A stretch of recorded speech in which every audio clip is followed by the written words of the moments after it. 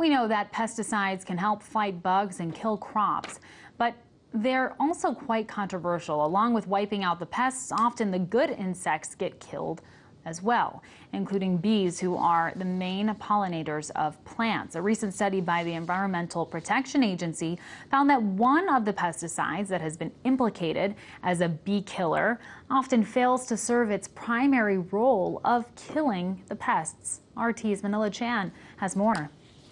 While the use of neonics have been banned in Europe and Canada for over a year now, the U.S. has taken a much slower approach in their research, having some pointing fingers at big chemical companies like Bayer, Dow, and Syngenta, all manufacturers of various brands of neonics. They've been stepping up their lobbying efforts here on Capitol Hill amid claims that their product has been the cause of nearly 1/3 of the world's bee population death. Now, this EPA report by researchers in the Biological Economic Analysis Division analyzed data, specifically the use of neonics on soybean crops in the U.S. They found that the use of these pesticides did absolutely nothing to kill the intended pests of these soybean crops, which are aphids. Rather, the unintended consequence was that bees were the ones being affected by these chemicals, causing them to become disoriented and unable to find their ways back to their colonies, thus causing a breakdown in almost 1/3 of the world's pollination process.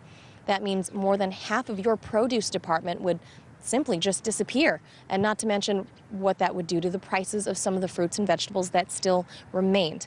Now, if bees die, eventually people die too. Neonics act as a neurotoxin in bees, which also damages the bees' ability to forage and fly, also increasing their susceptibility to disease. So while this pesticide is less harmful to birds or mammals, it can still have an indirect effect on larger species of animals. Still, scientists at the EPA admit that what they do know about the effect of these pesticides are only based on 4 types of bees of more than 25,000 different bee species, and that the amount that they don't know far outweighs their existing knowledge. But environmental groups deem this neonics report as damning evidence and are now calling on the EPA to ban their use on all agricultural crops here in the United States. From Washington, Manila Chan, RT.